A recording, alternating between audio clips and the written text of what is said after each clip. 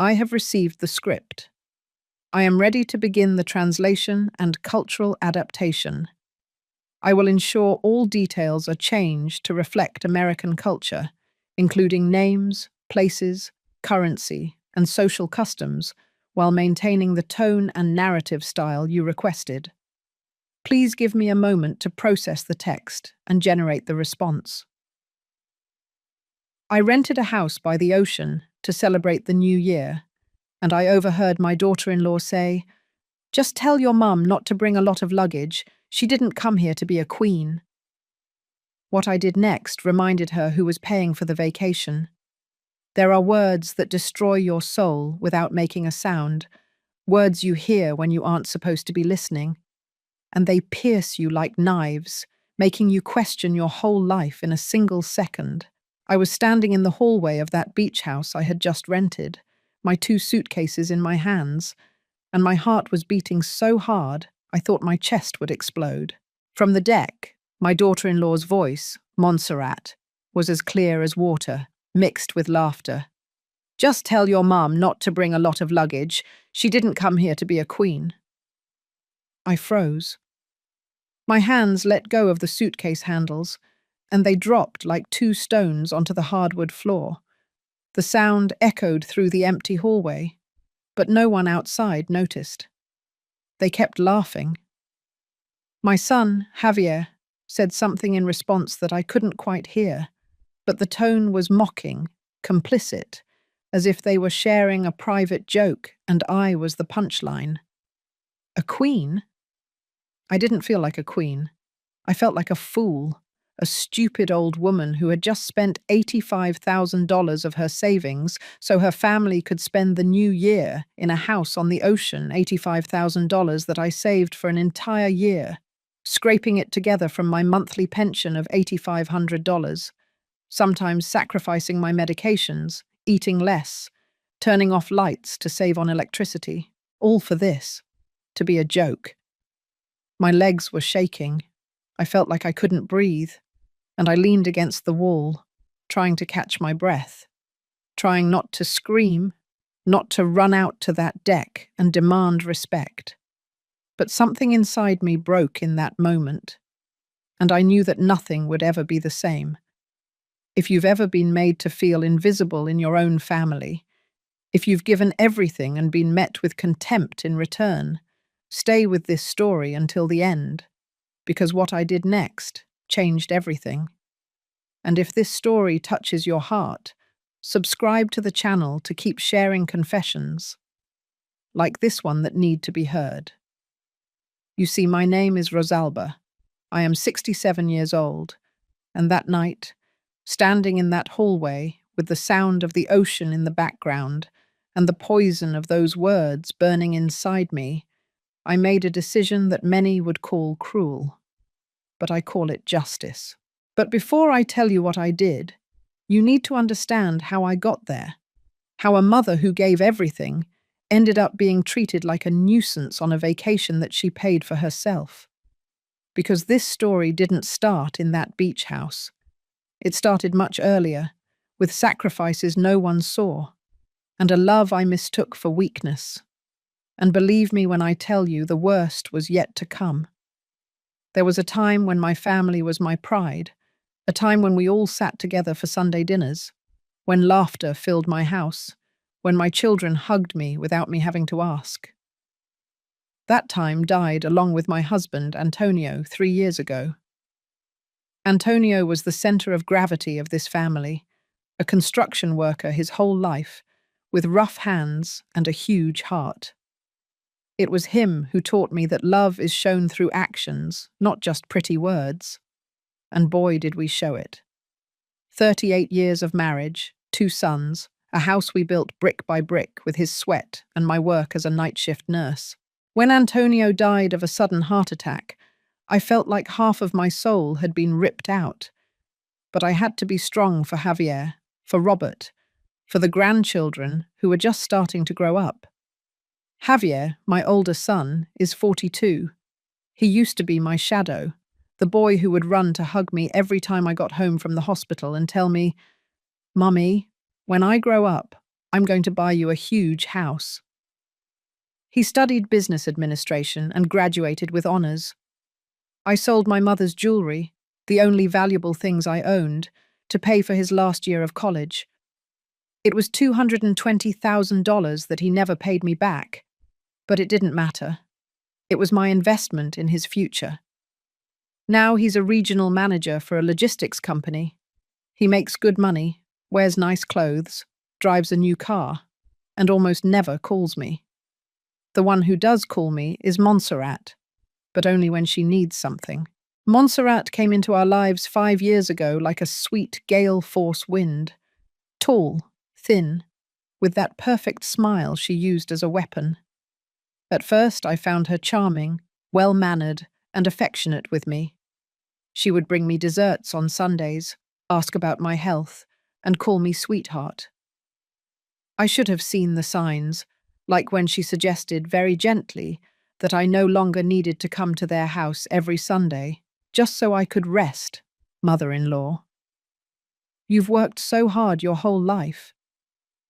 But the truth was she didn't want me around, didn't want me to see how she really treated my son, didn't want me to hear her venomous comments disguised as concern, or like when she convinced Javier that my house was too big for a woman living alone and that I should consider selling it.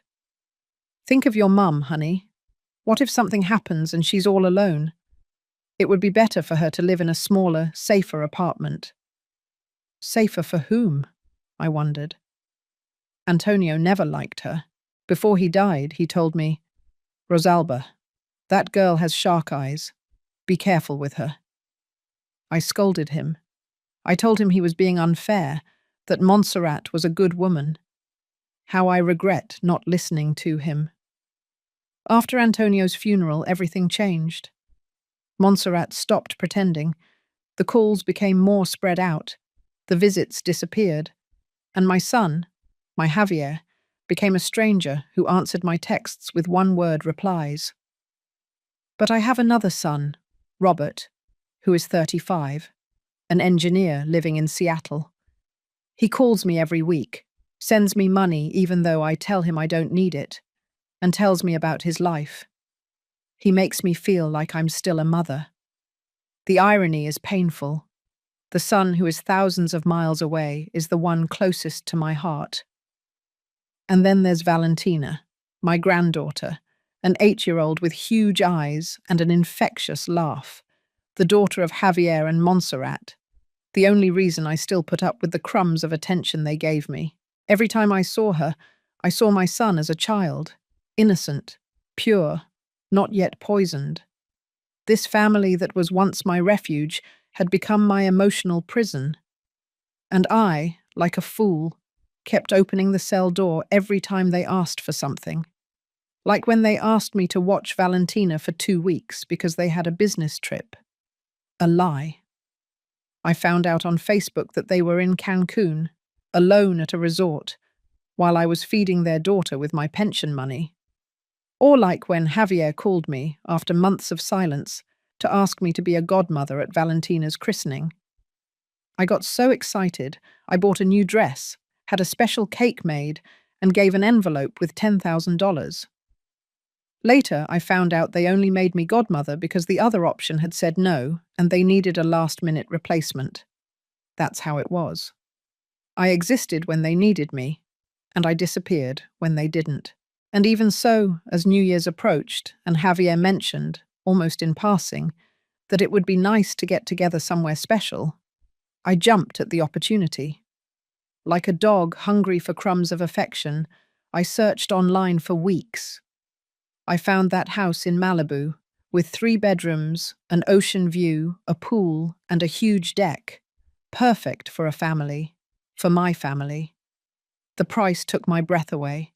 $85,000 for 5 days. It was almost everything I had saved for emergencies. But I did it. I paid every dollar. I told Javier that it was already reserved, that it was my gift to everyone. His response was a terse, "Oh, great, Mom, thanks." Not a, "You shouldn't have," not a, "We'll all chip in." Nothing. I should have seen it coming. I should have understood that for them, I was no longer a person. I was a bank, a service, a maid with a pension. But a mother's love is blind and stubborn and stupid. So there I was, standing in that hallway with my 2 suitcases and my broken heart, discovering that I didn't even have the right to bring luggage without being judged. Because for them, I hadn't come as a queen. I had come as a fool. But that was about to change. The house was beautiful. I can't deny that. White walls, huge windows that let in the golden light of the sunset, the constant sound of waves crashing on the sand. The kind of place you see in magazines and think, I would be happy here. But happiness doesn't live in walls. It lives in people. And the people who came with me to that house brought everything but happiness. When I finally came out of the hallway, after quietly wiping away my tears and picking up my suitcases with trembling hands, I found everyone in the main living room. Montserrat was sprawled on the largest sofa, like a cover model, with her sunglasses on, even though we were already inside. Javier was checking his phone. Valentina was running on the deck, chasing seagulls. No one noticed that I had been crying, or if they did, they didn't care. Mother-in-law, you're here, Montserrat said, without even turning to look at me. Javier, help your mum with the suitcases. My son looked up for a second, as if he had been asked to move a mountain. In a minute, honey. Let me finish this. I dragged my own suitcases to the first bedroom I saw. It was small, with a single bed pushed against the wall and a window that overlooked the parking lot. You couldn't even see the ocean from there. Not 10 minutes had passed when Montserrat walked in without knocking. Oh, excuse me, mother-in-law. Her voice was poisoned honey. This bedroom is too small for you, don't you think? Look, we're going to move you to the one down the hall. Javier and I need the main one because Valentina sleeps with us and she needs space. You understand, right? It wasn't a question. It was an order disguised as consideration. I nodded, as always, like the fool I was. The room down the hall was even smaller, with no closet, a mattress that sagged in the middle, and a ceiling fan that made an unbearable noise. But it was the room I was given, the one deserved by the woman who had paid $85,000 for this place. I unpacked my suitcase in silence. I took out my clothes, my blood pressure medicine, the framed photo of Antonio that I always carry with me. I put it on the nightstand and stared at it. Do you see how much I miss you, old man? I whispered to the photo. Do you see how they treat me without you? At 7 o'clock, Montserrat shouted from the kitchen. Mother-in-law, can you help us get dinner ready? We don't know our way around the kitchen yet. Of course, they didn't know the kitchen in, but I was expected to immediately. I went down and found an empty kitchen. They hadn't even unpacked the groceries I had brought. 3 bags full of provisions that I bought with my money and carried on the bus for 3 hours to get to Malibu. I made chicken enchiladas, refried beans, and Mexican rice. The menu Javier loved as a child. It took me almost 2 hours. My feet were aching, my back was screaming, but I kept going. When I put everything on the table on the deck, Montserrat took a picture. A single picture of the food, perfectly arranged on the pretty plates I had found in the cupboard. She uploaded the photo to Instagram. I saw it out of the corner of my eye as I sat down. The caption read, "First night in paradise. My husband knows how to spoil me. Blessed New Year. Luxury life." My husband. As if Javier had planned everything. As if Javier had paid a single dollar. No one said, "Thanks for cooking, Rosalba." No one said, "This is delicious, Mum." What they did say, between bites and laughter, was this. "Honey, it's so great that you could pay for this with your end-of-year bonus," Montserrat said, stroking Javier's hand. With your manager's salary, we can afford these luxuries, not like other people who are just barely getting by. I dropped my fork. The metallic sound against the plate made Valentina look at me, but the adults continued on. Yeah, we did well this year, Javier replied, puffing out his chest. Next year, I want us to go to Tulum, an all-inclusive resort. Oh yeah, honey, you deserve it. You work so hard. I wanted to scream. I wanted to stand up from that table, throw the plates on the floor, and yell at them that they were liars, that I had paid for everything, that Javier had spent his bonus on a new phone that I saw him carrying, that the only one who worked hard was me, for 30 years of double shifts at the hospital, so he could go to school and have that manager job he bragged about so much. But I didn't say anything. I swallowed. I swallowed my anger. I swallowed my dignity. After dinner, I cleared the dishes alone, washing everything while they went to the deck to drink wine. Wine that I had also bought. I could hear their laughter mixing with the sound of the ocean. When I was finished, it was already 11 o'clock at night. My hands smelled like soap and chili. My back was a knot of pain. I went out to the deck, thinking maybe they would invite me to sit with them, to toast, to enjoy, if only for a moment, the vacation I paid for. Montserrat saw me coming and said something to Javier in a low voice. He nodded. Mum, aren't you tired? You should go rest. Tomorrow's going to be a long day. It was a dismissal, a polite order to disappear. Yes, son. You guys get some rest. My voice sounded broken even to me. I walked back to my tiny room. I closed the door. I sat on that sagging bed and stared at the ceiling, listening to their laughter filter through the thin walls. And there, in that room that smelled of dampness and neglect, in that paradise house that was my personal hell, I cried. I cried like I hadn't since Antonio's funeral. I cried for every ignored sacrifice, for every dollar spent, for every drop of love poured onto dry ground. But through the tears, something began to change. A small, tiny spark began to shine in a dark place in my chest. It was fury. It was pain. It was dignity, waking up after years of being dormant. And I told myself, in that forgotten room of the house that I paid for, never again. But I still didn't know how far I was willing to go to keep that promise. I would find out very soon, because the worst was still to come. I couldn't sleep that night.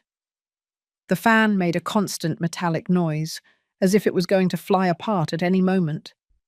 But it wasn't the fan that was keeping me awake. It was the memories.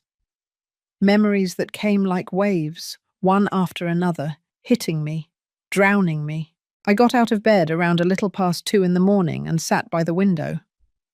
Outside, the empty parking lot shone under a yellowish light. No ocean, no stars. Just concrete and silence. I took out my phone and opened my photo gallery. There they were.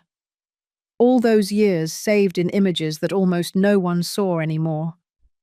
Javier at 5 years old, in his oversized preschool uniform, hugging me with those chubby arms. I was skinny as a rail in that photo.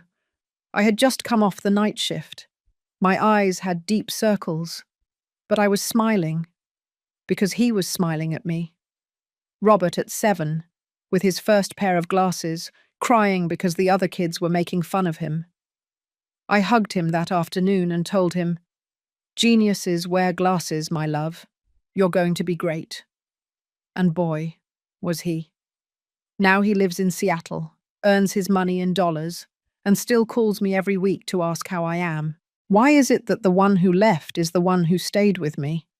Why is it that the one who is close feels the furthest away? I kept scrolling through the photos. Javier's college graduation. I was wearing a blue dress that was too big for me because I had lost 20 pounds from working so much. Antonio in his brown suit, the only one he owned. Both of us so proud, so happy. That day, after the ceremony, Javier hugged both of us and said, "Thank you, Mum and Dad. Everything I am is because of you. I'll never forget it." Lies. He forgot before a year had passed. I closed my eyes and let the numbers invade me, because numbers don't lie. Numbers are the most raw truth that exists. I worked as a nurse at the General Hospital for 30 years. 30 years of double shifts, of working on Christmas, of missed birthdays. My salary was never high. $18,000 a month in my best years. But I stretched it like gum. For my two sons' education, I saved a total of $450,000. Every dollar counted. Every sacrifice planned. Javier took the biggest part. $270,000. Private university, because the public one didn't have the level he deserved. Robert went to a public one, but I still paid for his books, transportation, and a laptop that cost $22,000 when that was my entire monthly salary. My mother's jewelry, the only things that had sentimental and economic value, I sold to pay for Javier's last year. A gold ring with emeralds that my grandmother had given my mum. Pearl earrings, an antique bracelet. They gave me $220,000. I gave it all to my son. He never asked where the money came from. He never said he would pay me back. When Antonio died, I was left with a miserable widow's pension, $8,500 a month, and a paid-off house that we built with our own hands, brick by brick, over 20 years. That house is worth, according to the last appraisal I had done, $1,800,000. Montserrat had already appraised it with her eyes. I knew it. I thought of all the gifts I had given them over the years. Valentina's birthdays, never less than $5,000. Javier's wedding. I gave them $100,000 as a gift. Everything I had saved at the time. When they moved into their new apartment, I bought them the living room set, $32,000. And what did I get in return? A phone call every 2 months, a mandatory visit on my birthday, and humiliation disguised as concern. I stood up from the window and walked to the cracked mirror hanging on the wall. I saw myself. I really saw myself for the first time in a long time. 67 years old. Grey hair that I didn't even bother to dye anymore. Deep wrinkles around my eyes. Veiny, gnarled hands. Hands that had worked until they bled. A tired body that carried not only its own years, but the weight of everyone else's. When was the last time anyone asked how I was doing? When was the last time someone took care of me? I went back to bed and kept looking at the picture of Antonio on the nightstand. I did everything right, didn't I, old man? I whispered. I gave them everything. I sacrificed everything. So why do they treat me like garbage? Antonio didn't answer. The dead never do. But I knew what he would tell me if he could. Enough, Rosalba. Enough of letting them walk all over you. I picked up my phone again. I had a message from Robert sent 3 hours ago. With the time difference, it was morning in Seattle. Mum, how's everything at the beach? I hope Javier and Montse are treating you well. I sent you $2,000 so you can buy yourself something nice. I love you a lot. $2,000. It wasn't a lot for him, since he earns a good living. But it was everything. It was love turned into action. It was respect turned into a gesture. I replied, "Thanks, my love. Everything's fine. I love you." I lied, but I didn't want to worry him. I put the phone away and lay down again. I closed my eyes, and in the darkness of that miserable room, I did some math. Not with money, with dignity. How many more times was I going to let them treat me like this? How many more dollars was I going to spend buying love that never came?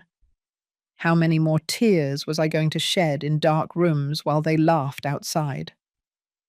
The answer came clear, firm, and inevitable. No more. But I didn't know how. I didn't know what to do. Not yet. The universe, in its strange way of working, was about to give me the answer, in the worst way possible.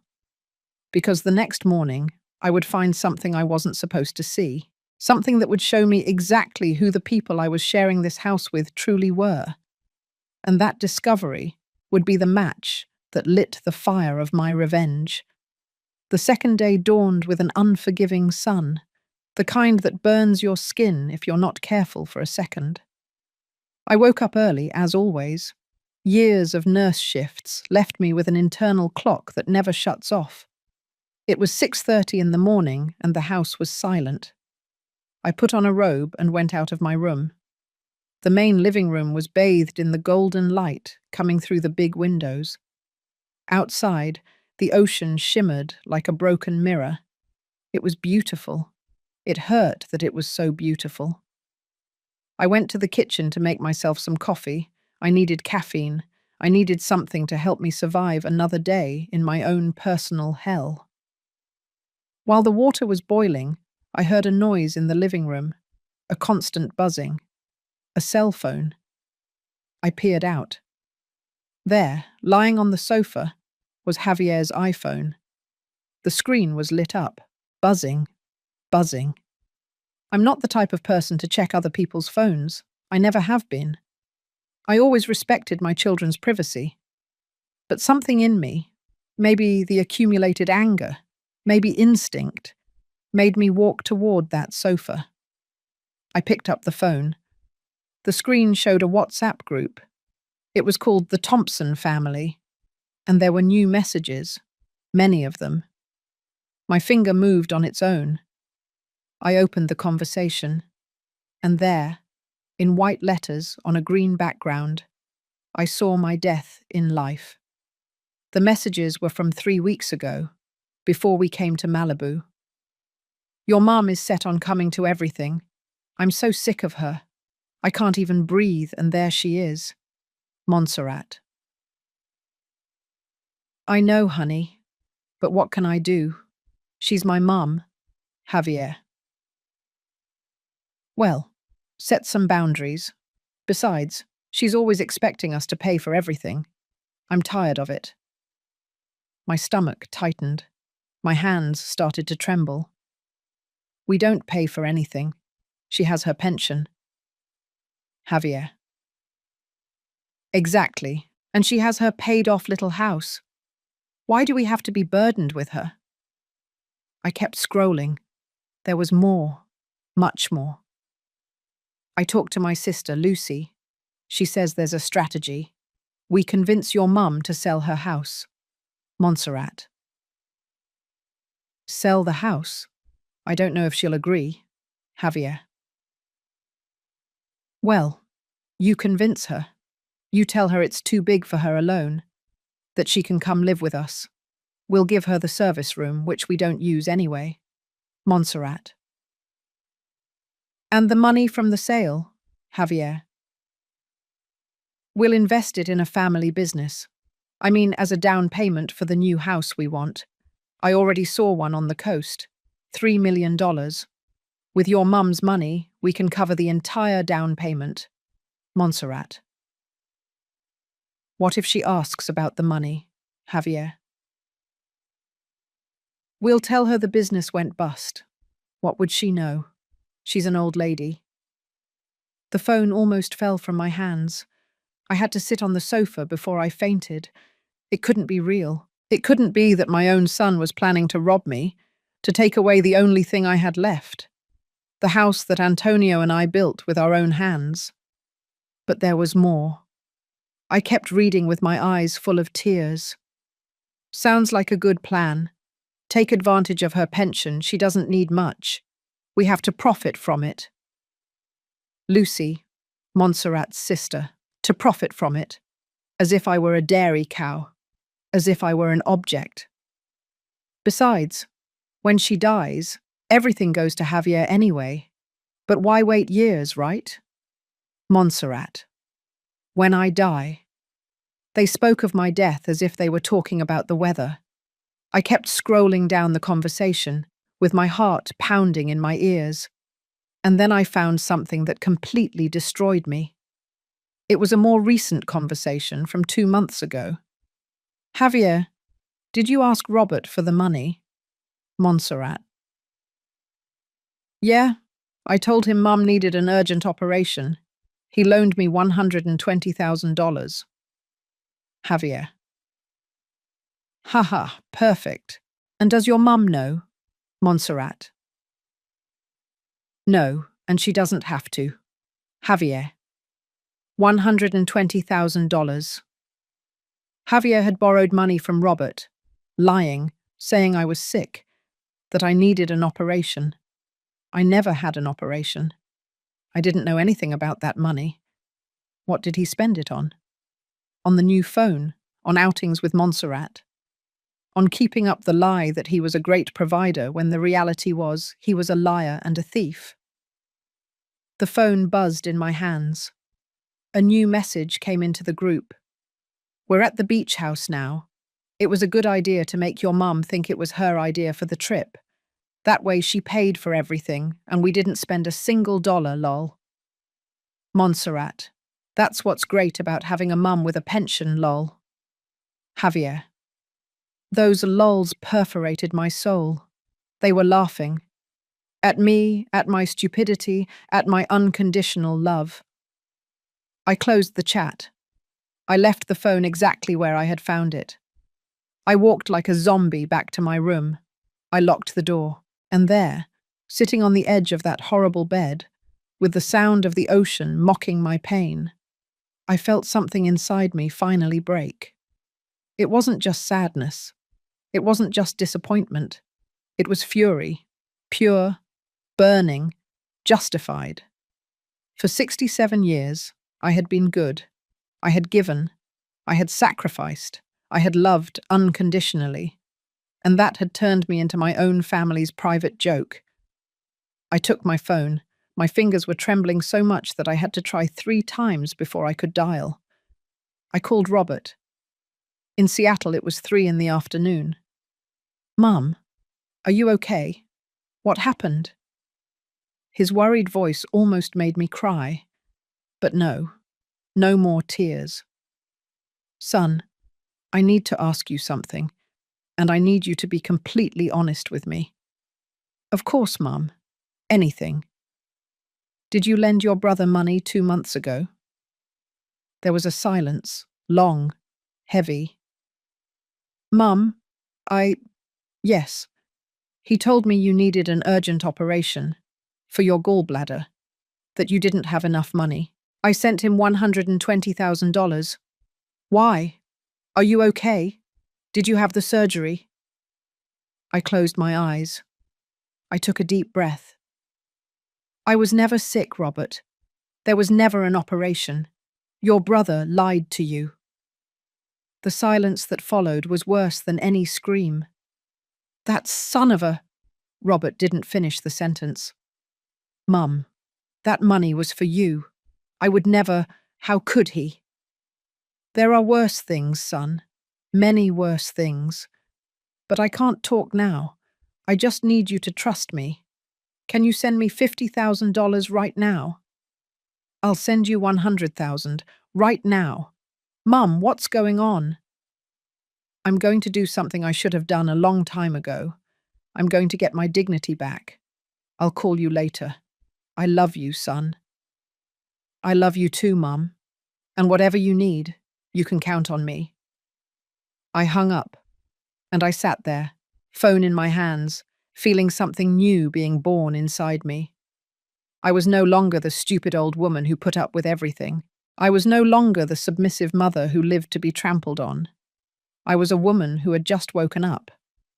And when a woman like me wakes up, after years of being asleep, the world trembles. I looked at Antonio's photo on the nightstand. Forgive me, old man, but I'm going to do things you would never approve of.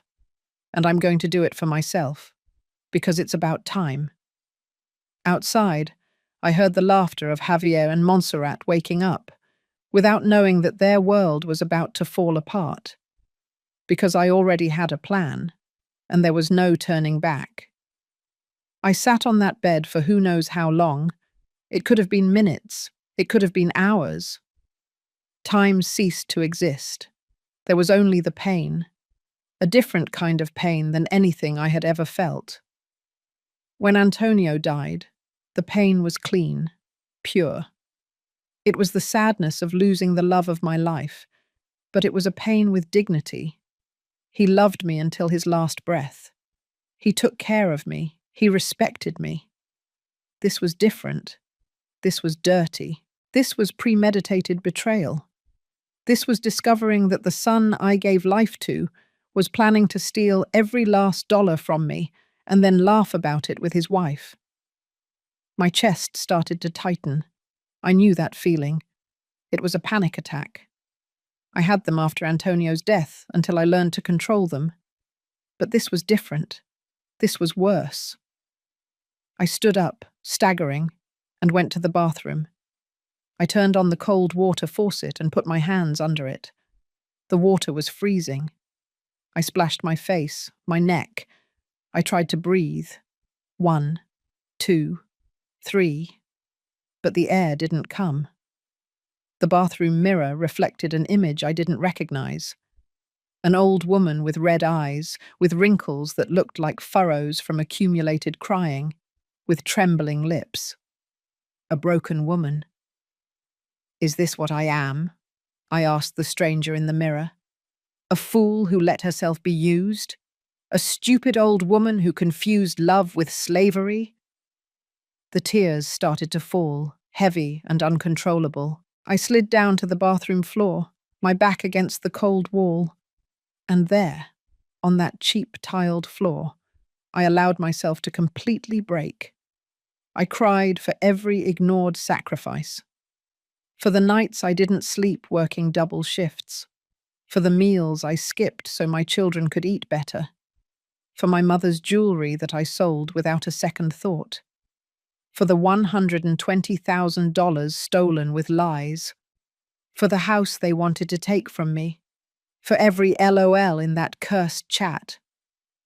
But most of all, I cried because my son, my first son, the child who came out of my womb, who latched onto my breast to live, who called me mommy with that little voice.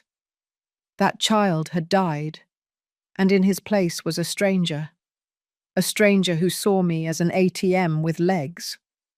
I heard footsteps in the hallway, laughter, Valentina's voice. "Grandma, where are you?" I froze. I couldn't let her see me like this. I couldn't scare her. "I'm in the bathroom, my love. I'll be out in a little bit. Are you okay?" That question, so simple, so pure, so full of genuine love. "Yes, princess, I'm fine." Another lie, but this one was necessary. "I just miss you, Grandma. Mum and Dad are watching TV and they're not paying attention to me. Do you want to play when you come out?" Valentina, my granddaughter, the only person in that house who looked for me because she wanted to be with me, not because she needed something, not because I was going to give her money, simply because she loved me. "Of course, my love. Give me 5 minutes and I'll come out." "Yes, I'll wait for you in my room." I heard her little footsteps move away, and that small moment of innocent love gave me a reason not to give up, not to pack my suitcase and flee that house like a coward. Valentina deserved better. She deserved to see that her grandma was not a doormat, that the women in this family had a backbone. I stood up from the floor. I washed my face with cold water again. I looked in the mirror. This time I didn't see a broken old woman. I saw a tired warrior who was about to fight the most important battle of her life. I left the bathroom and looked in my suitcase. At the bottom, wrapped in a scarf, was my rosary, the one my mother gave me when I turned 15. 52 years with me. I held it in my hands and closed my eyes. I'm not very religious. I stopped going to church after Antonio died. I complained to God many times for taking him. But in that moment, I needed something bigger than me. Blessed Virgin, I whispered. I'm not asking you to get revenge for me. I'm not asking you to punish them. Just give me strength, give me clarity, and help me not to lose myself in this. I opened my eyes. My phone buzzed. It was a bank notification. Robert had transferred $100,000 to me. $100,000 that arrived like a lifeline. I sent him a quick message. Received. Thanks, son. I'll tell you everything when this is over. I put the phone away and left the room. Valentina was waiting for me in the living room with a doll in each hand. Grandma, look. This is the princess and this is the queen. You can be the queen. Ironic. 2 days ago, they told me I didn't come here to be a queen, and now my granddaughter was giving me that role in her game. I sat on the floor with her, took the doll she offered me, and for an hour, I played. I forgot about the pain. I forgot about the betrayal. There was only Valentina and me, in a world where queens could be good and happy endings were possible. Montserrat came out of her room at some point, in her silk pajamas with a freshly washed face. She saw me on the floor playing with Valentina and frowned. Valentina, let your grandma rest. She's too old to be on the floor. But we're playing, Mummy. Well, play by yourself. Your grandma has to make breakfast. There it was, the order disguised as consideration. I stood up, my knees cracking. Valentina looked at me with those sad eyes. We'll play more later, my love, I promise. I went to the kitchen. Montserrat followed me, coffee cup in hand. She sat at the breakfast bar like a queen watching her servant. Can you make Mexican-style scrambled eggs, mother-in-law? Javier loves them. And some Mexican toasted sandwiches, too. Oh, and orange juice. You brought oranges, right? Yes, I had brought everything. The oranges, the eggs, the bread. All in my suitcase and my bags. All paid for with my money. Of course, I said, in a voice that didn't sound like mine. While I cooked, Montserrat checked her phone. Every so often she laughed. I wondered if she was in that group, the group where they called me a nuisance, where they planned to tear me apart. I put the plates on the table. I called everyone. They sat down without thanking me. They ate. They laughed. They talked about going to the beach in the afternoon. No one asked me if I wanted to go. No one included me in the plans. I ate in silence. Every bite tasted like ash. But I swallowed it. All of it. After breakfast, they went to the beach. All 3 of them. Valentina said goodbye with a kiss. Javier and Montserrat just left.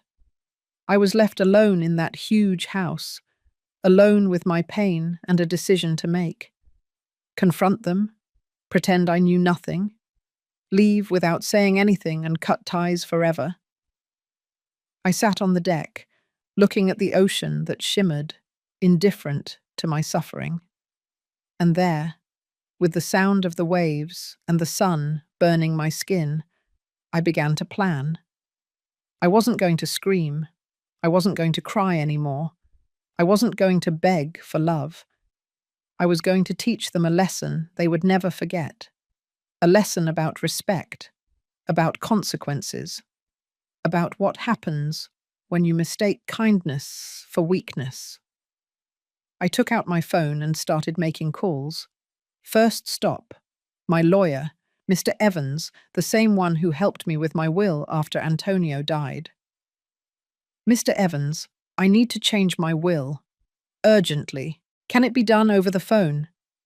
And so began my transformation, from victim to strategist, from long-suffering mother to a woman with a plan. Because if there's one thing I've learned in 67 years of life, it's this. Silence isn't weakness.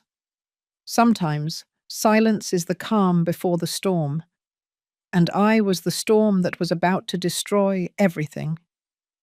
The call with Mr. Evans lasted 40 minutes. 40 minutes during which my voice sounded firm, clear, and determined, a voice I didn't recognize as my own. "Ms. Thompson, are you completely sure about this?" he asked, with that paternal tone he always used with me. "It's a very serious decision." "I have never been more sure of anything in my life, Mr. Evans." "Okay, I'll send you the documents via email. You can sign them digitally, and they'll be registered immediately. But I recommend you also come to my office when you return to do the physical version." "You can count on it." "Thank you, Mr. Evans," said Mr. Evans. I hung up. My hands no longer trembled. My breathing was calm. It was strange. After all the pain of the morning, I now felt an almost unnatural calm. It wasn't peace, it was determination. I opened my email. The documents were there. I read every line, every word that changed my future and my son's. Last will and testament of Rosalba Mendoza, widow of Thompson. I signed it, with my full name, with my digital fingerprint, and sent it back. Done. Javier had just ceased to be my universal heir. Everything now went to Robert. The house, my accumulated pension, my savings, my insurance. Everything. But that wasn't enough. I needed more. I needed protection. I called the bank. I cancelled the extra cards that Javier and Montserrat had on my account. The ones I had given them in case of an emergency, Mum. Emergencies like their expensive dinners and their weekend getaways, as I discovered after checking the statements. I called my bank again. A different department. I opened a trust account for Valentina. The $300,000 I had saved for family emergencies were now there, untouchable, for her college education, for her future.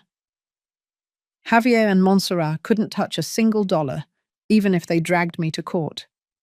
Each action was a nail in the coffin of their plan. Each signature was a step toward my freedom. I took pictures of everything, of the receipt for the house rental, where my name and the charge to my card for $85,000 appeared, of the transfers from my account, of the bank statements showing Javier's expenses with the extra cards that I was paying for, restaurants, clothes, gas. I looked through my email archives. I found an email from a year ago, Javier asking to borrow $15,000 to fix his car. He never paid me back. Screenshot. Saved. Another email from 6 months ago. Montserrat, very sweetly. Pretty mother-in-law, can you help us out with $5,000? Valentina needs new uniforms. I deposited $8,000. Screenshot. Saved. I was building my case, my arsenal, my justice. My phone rang. Robert. Mum, I already sent you the money. Are you going to tell me what's happening? I got up from the table and went to the back of the house, where no one could hear me if they returned unexpectedly. Your brother wants to steal my house. Silence. What? I told him everything. The messages I found. The plan with Montserrat. The $120,000 he got from him with lies. Everything. Robert didn't scream, but I could hear his breathing quicken. He was furious, more furious than I had ever heard him. That son of a gun. That damn son of a gun. Robert, calm down. Calm down? How do you want me to be calm? He's robbing you, Mum. And I, like an idiot, gave him $120,000. That's why I called you. I need you to do me a favor. Anything. Call him. Tell him you need to talk to him urgently. Ask him about the money you loaned him. Tell him you're also in a tight financial spot and that you need him to pay back at least half. Record the call. Why? because when you ask him about the money that was supposedly for my operation, he's going to have to admit he lied, or he's going to invent another lie. And I need to have that on tape. Robert was quiet for a few seconds. Mum, what are you planning? Getting my dignity back, son, and teaching your brother that I'm his mother, not his victim. I like this, Mum. I haven't heard her in a long time. I like her too. Call him today, then send me the audio. You can count on it. And Mum, I'm proud of you.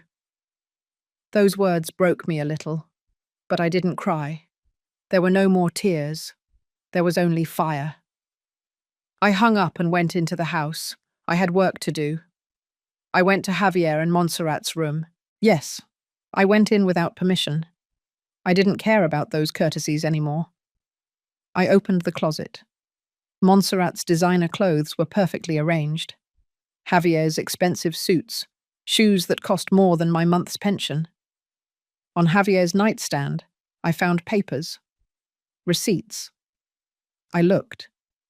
An iPhone 15 Pro Max, $42,000, purchased 2 months ago, exactly when he got the money from Robert. Screenshot of the receipt with my phone. A restaurant receipt. $15,000 for one dinner. The same day he told me he couldn't lend me $3,000 to fix the water leak in my house. I took pictures of everything. I was a thief in my son's room, but he was a thief of my entire life. We were even. I heard voices outside. They had returned. I left the room quickly. I closed the door carefully. I went to the kitchen and started washing dishes that were already clean. They came in full of sand and laughter. Valentina ran to hug me. Grandma, the ocean was super beautiful. Why didn't you go? They didn't tell me, my love. Valentina turned to look at her parents. Montserrat shrugged.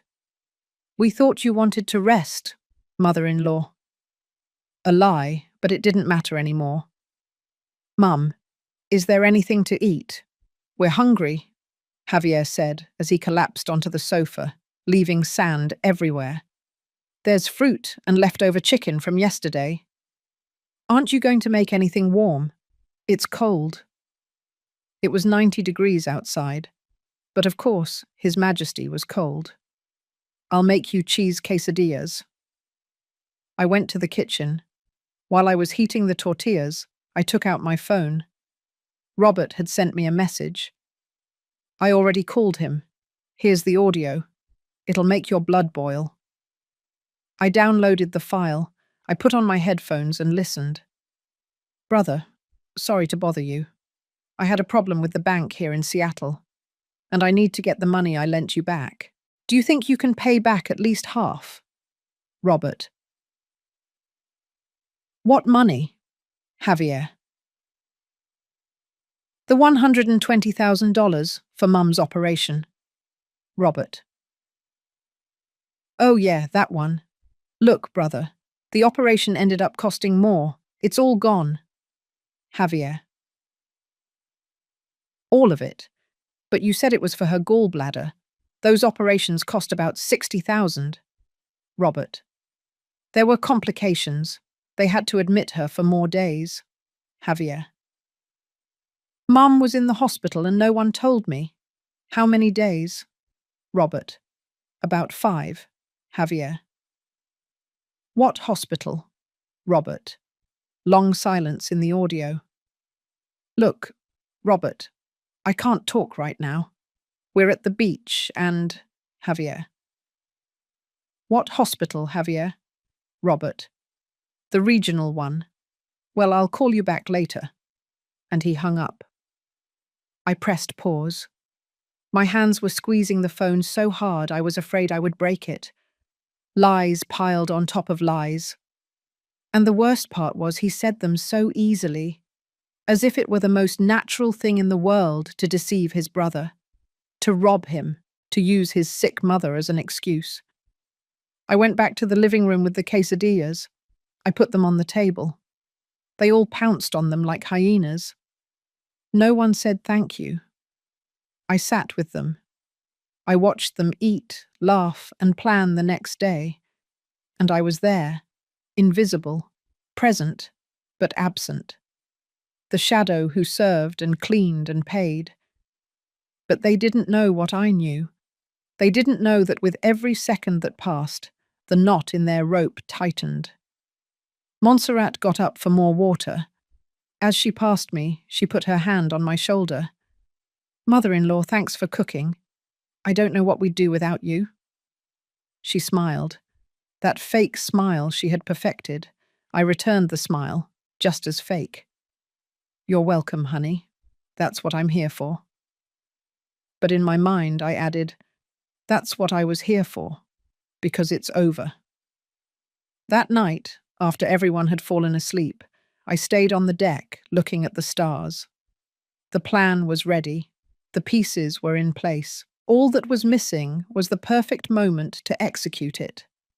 And that moment would come soon, very soon, because tomorrow was the third day, and the most dangerous plans are always revealed when you least expect them.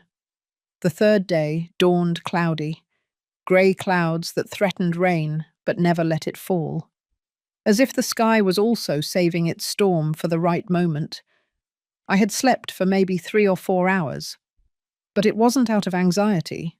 It was out of anticipation. Because of that tingling in my stomach you get when you know something big is about to happen. I got up and dressed carefully. Simple beige linen pants, a simple white blouse. Nothing special. I wanted to look like I always did. The harmless old lady, the submissive mother. I made coffee, toasted bread, chopped fruit. I put everything on the table as if it were a normal day. But it wasn't a normal day. Today the charade ended. Javier came down first. His hair was messy, his eyes were swollen. He had probably been up all night on his phone. "Good morning, son."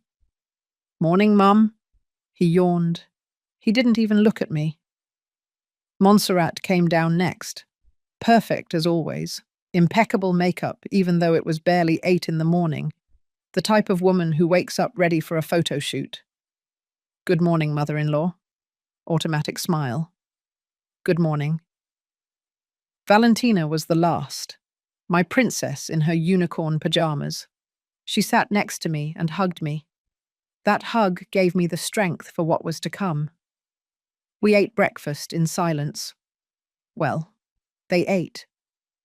I just pushed the fruit around on my plate. Montserrat took out her phone. She checked something. She nudged Javier with her elbow.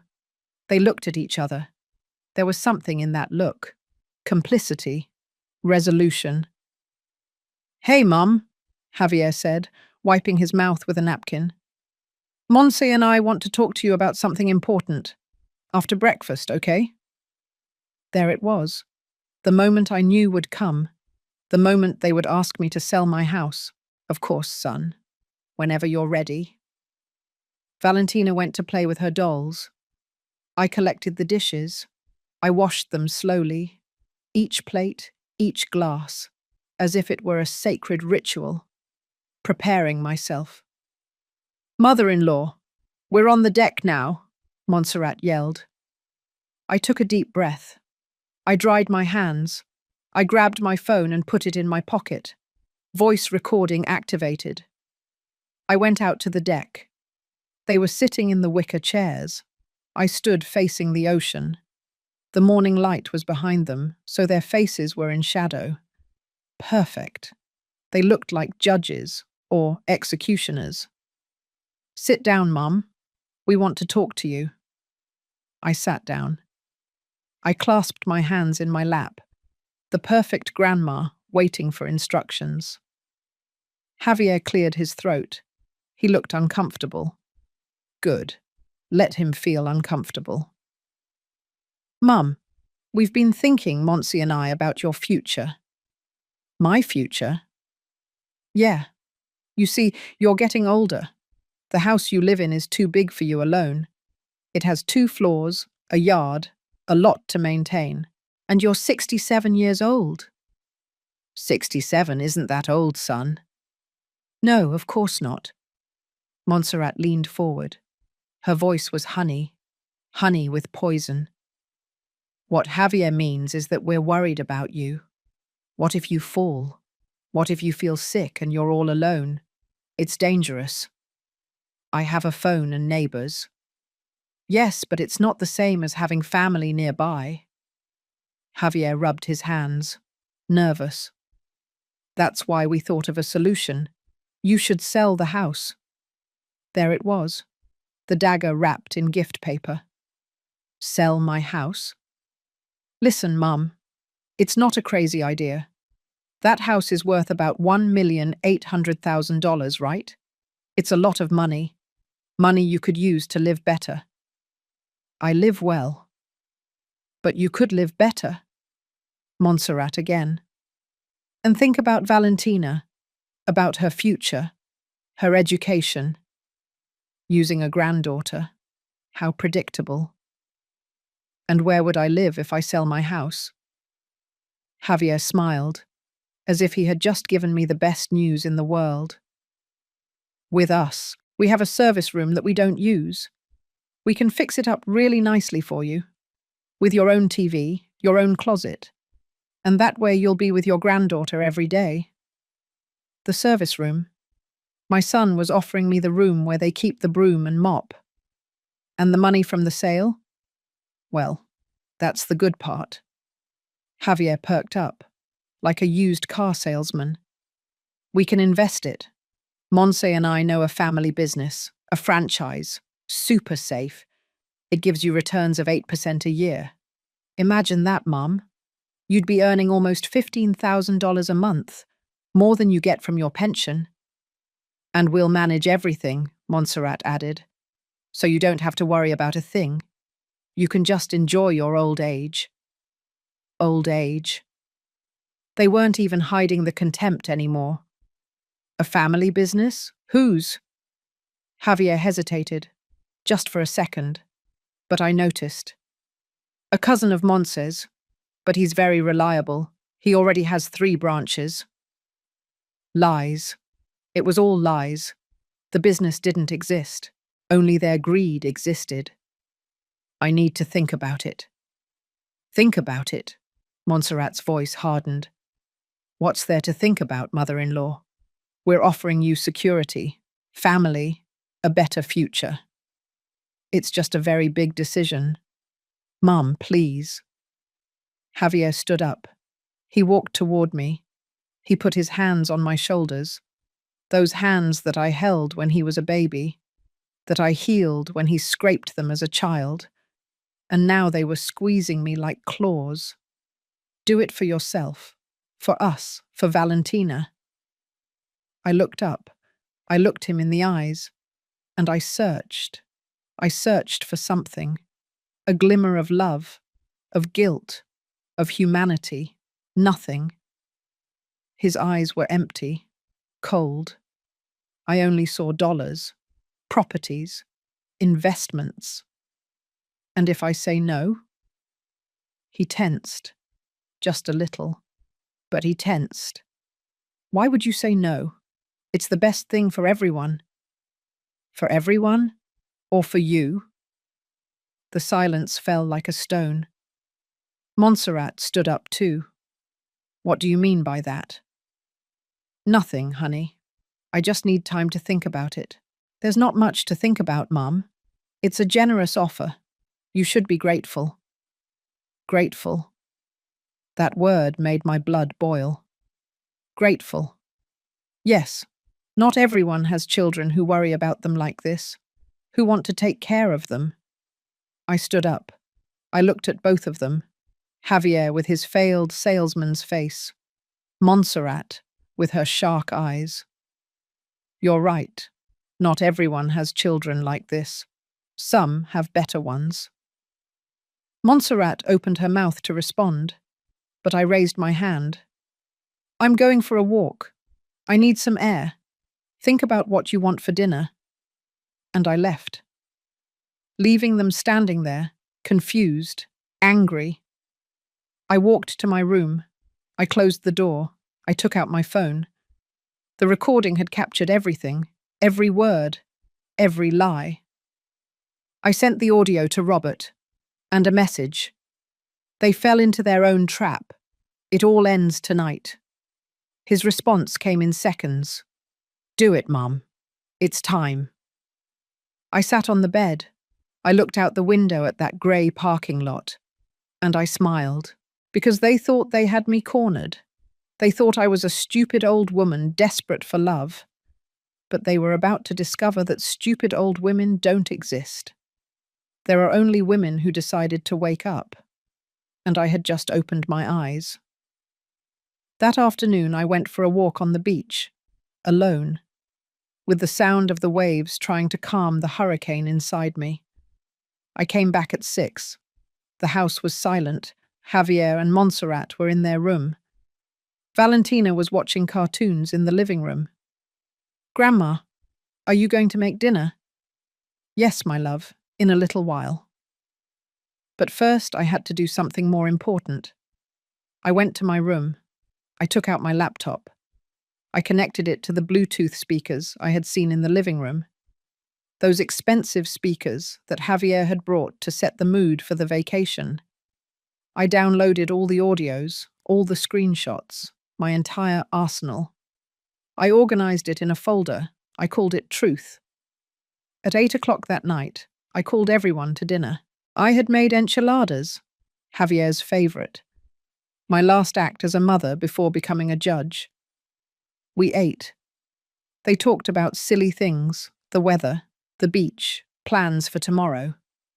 I just nodded, smiled, waited. When we were finished, before anyone got up, I said, "Wait, I want to talk to you about something."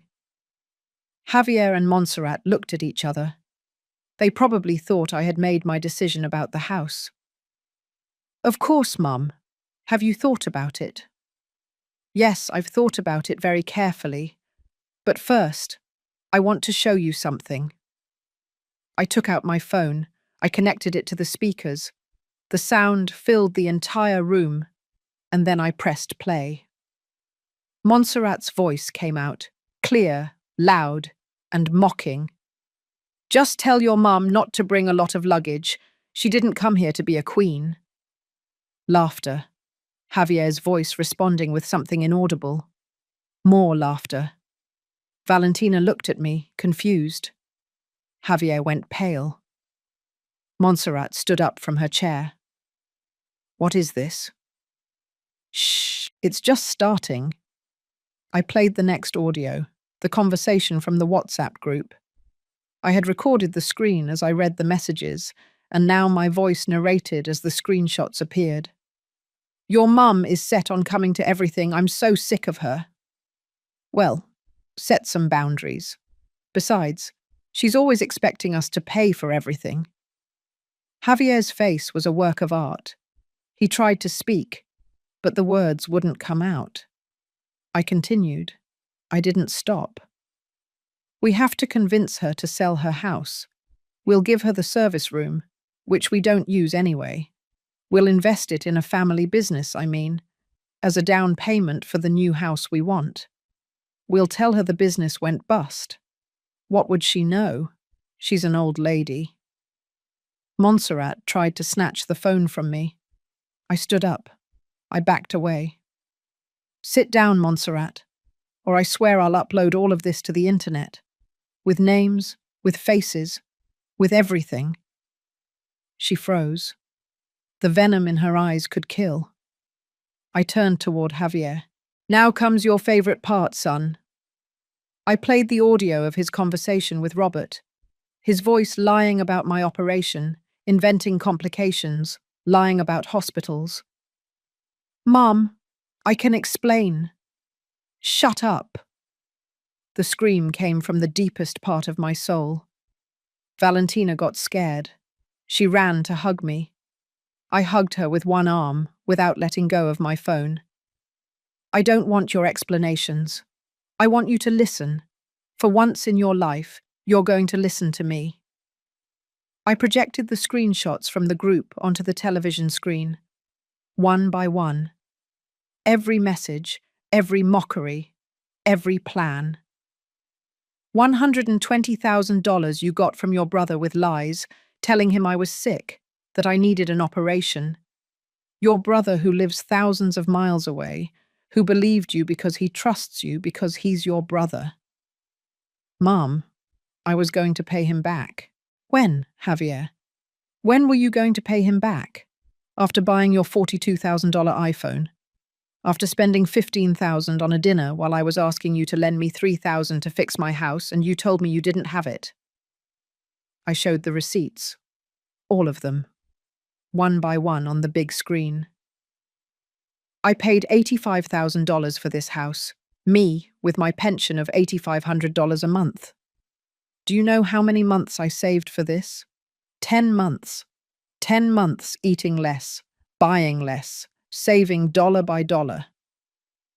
You said you wanted to pay, Javier mumbled. Because you made me feel like I had to. Because you wanted to get together as a family. But you were never going to pay. Because you know that your stupid old mum always says yes. Montserrat stood up. Enough of this ridiculous show. Let's go, Javier. Sit down. My voice was ice. Or I'll send all of this to your family, your mum, your dad, all those friends of yours on Instagram. How do you think those luxury life photos will look when everyone knows they're being paid for by a 67-year-old on a pension? She sat down, hating me with every fibre of her being. I approached Javier. I stood in front of him. So close I could see the tears he was trying to hold back. When did I stop being your mother and become your ATM? Mum, you don't understand. What don't I understand? That you were planning to steal my house? That you wanted to put me in a service room like I was an old piece of junk? That the family business was a lie and you just wanted my money for your new house? Silence. A silence so heavy it hurt. I sold my mother's jewelry to pay for your college. Did you know that? The emerald ring your grandma left me. The pearl earrings that belonged to my great-grandmother. I sold them. For you. So you could get your degree. So you could be someone in life. My voice was trembling, but I didn't stop. I worked 30 years on double shifts. 30 years watching people die at the hospital while you slept warm in your beds. 30 years without vacations. Without rest, without a life of my own. All for you. Mum, we didn't ask you to do that. Those words, those damn words broke me more than anything else. You're right. You didn't ask me. I did it because I loved you. Because that's what mothers do. They sacrifice. But you confused my love with stupidity. My sacrifice with weakness. I took some papers from my purse. I threw them on the table. I changed my will. Everything goes to Robert. The house, my accumulated pension, my savings, my insurance, everything. You are out. Javier went white. You can't do that. I already did. Signed, notarized, legal. That house is mine. Dad and you built it for us. Your father built it for me, and now it's mine, and I decide what to do with it. Montserrat exploded. This is ridiculous. You can't disinherit your own son. I can, and I did. And you know what else I did? I cancelled the extra cards you had on my account. You won't be able to spend my money on your expensive restaurants and designer clothes anymore. I showed them another document. The $300,000 I had saved for family emergencies, I put in a trust for Valentina, for her college, for her future. You can't touch a single dollar, even if you sue me, even if you drag me to court. That money is hers. Valentina was still hugging me, not fully understanding, but feeling the tension. And live with you? I laughed, a dry, bitter laugh. I'd rather live alone in my house until the day I die than spend one more day breathing the same air as you. You're ungrateful, Montserrat spat, after everything Javier has done for you. Everything he's done for me? Like what? Robbing his brother? Planning to take away my house? Making fun of me with his wife? Enlighten me, Montserrat. Tell me what he has done for me besides using me. She didn't answer, because she had no answer. I knelt down in front of Javier. I made him look me in the eyes. I gave you life, an education, the unconditional love of a mother, and you paid me back with betrayal, with lies, with humiliations. A single tear ran down my cheek, just one. But what hurts the most isn't what you did to me. It's realizing that the child I raised, that sweet child who hugged me and said, "Mommy, I love you," died, and in his place is a stranger who only sees me as money. I stood up. I looked at both of them one last time. Tomorrow I'm leaving this house. I'm taking Valentina with me for the rest of the vacation. You two stay here. The contract is in my name, and it's already paid for. Enjoy your paradise, but enjoy it alone. You can't take my daughter, Montserrat growled. I can, and I will. Or I can show social services the messages where you say you want to get rid of the nuisance grandma while using her money. Do you think that looks good in a family evaluation? It was a bluff, but it worked. Montserrat shut up. I turned to Valentina. My love, do you want to come with me for a few days? We're going to a pretty place, just you and me. With dolls? With all the dolls you want. Yes. Javier stood up, his eyes red. Mum, please, can we talk? Can we fix this? I looked at him. I really looked at him, searching for something to save, something to rescue. But there was nothing. The son I loved had been lost a long time ago. There's nothing to fix, Javier. You made your decisions. Now I'm making mine. I walked toward my room. Valentina came with me. Before I closed the door, I turned one last time. Oh, and one more thing. You didn't want me to bring luggage like a queen. You were right. Queens don't beg for love from those who don't deserve it. Queens just leave.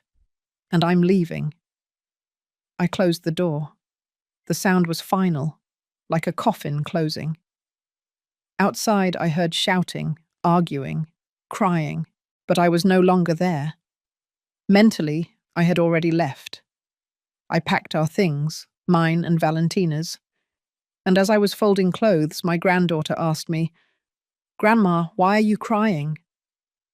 I'm not crying, my love. I just have something in my eye. Are we going to have fun? I hugged her. Yes, princess. We're going to have a lot of fun. Because for the first time in years, I was free. Free from guilt. Free from obligation. Free from being the perfect mother to imperfect children. And that freedom hurt. But it was a necessary wound. A wound that would heal. The next morning, I woke up at 5. I hadn't slept much. But what I felt wasn't tiredness, it was clarity. Valentina was sleeping, hugging her favorite doll. I kissed her on the forehead and left the room. The house was silent. A different kind of silence than the previous days. This was a tense silence. Heavy, as if the walls themselves were waiting to see what would happen. I went to the kitchen. I made coffee. 2 cups, one for me and one to take on the road.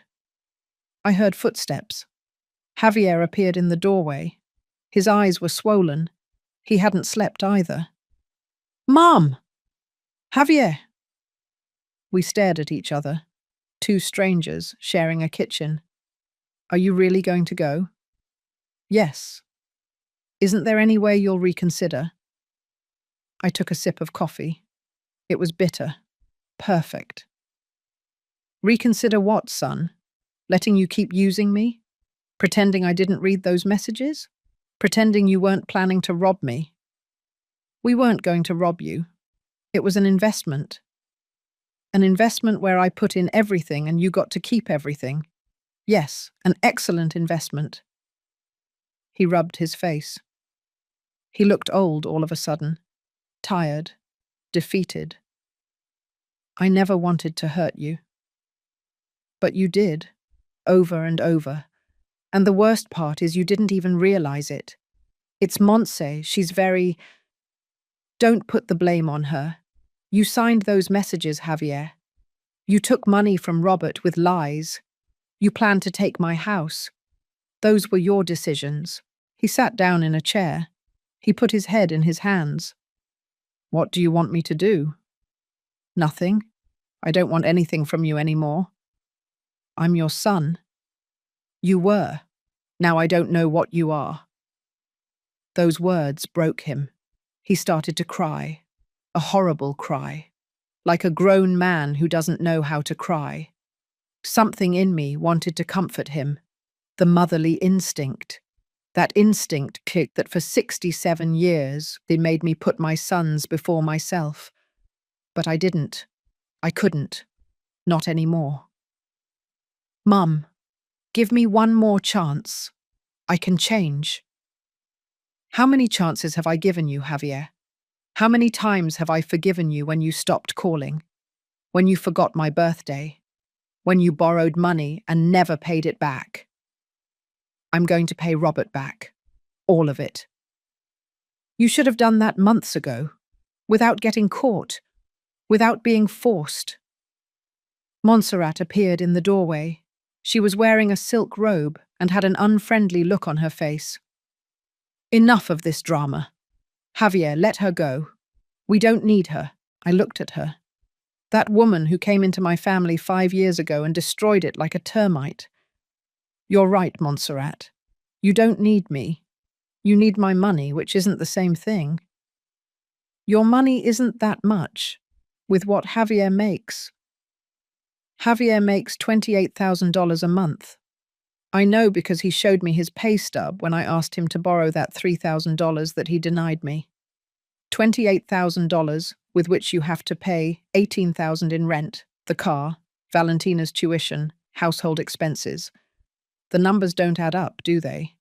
That's why you're after my house, because you need the money, because you're in debt up to your eyeballs, pretending to live a life you can't afford. Montserrat clenched her jaw. That's none of your business. You're right. It isn't anymore, because the Rosalba Bank is closed. It went bust. There are no more loans, no more gifts, no more stupid pensioner to support your lifestyle. I turned my back to her. I grabbed my coffee cup. I'm going to wake up Valentina. We're leaving in an hour. You can't take her, Montserrat growled. Yes, I can. Or would you prefer that I call your mum and tell her all of this? I have her number. In fact, I have the numbers of your whole family. It would be a shame for them to find out the kind of person you are. It was another bluff, but it worked. I went back to the room. I woke up Valentina with kisses. My love, time to get up. We're going on an adventure. Where, Grandma? To a very pretty hotel I saw in town, with a pool and everything. And my parents? They're staying here. You and I are going to have a few days just for us. Yes. I dressed her. I packed the last things we needed. 2 suitcases. The suitcases of the Queen, I thought ironically. When we left the room, Javier was in the living room. Montserrat had locked herself in her bedroom. Mum, please, just tell me what I have to do to make you forgive me. I stopped. I looked at him, and I felt something I hadn't expected to feel. Pity. Learn to value what you have before it's too late. Learn that people aren't eternal, that love isn't infinite when you trample on it, and learn that there are consequences. There are always consequences. Are you going to stop talking to us? Forever? I don't know, Javier. Honestly, I don't know. For the first time in my life, I'm going to think about myself, about what I need, about what I deserve. And I'll see.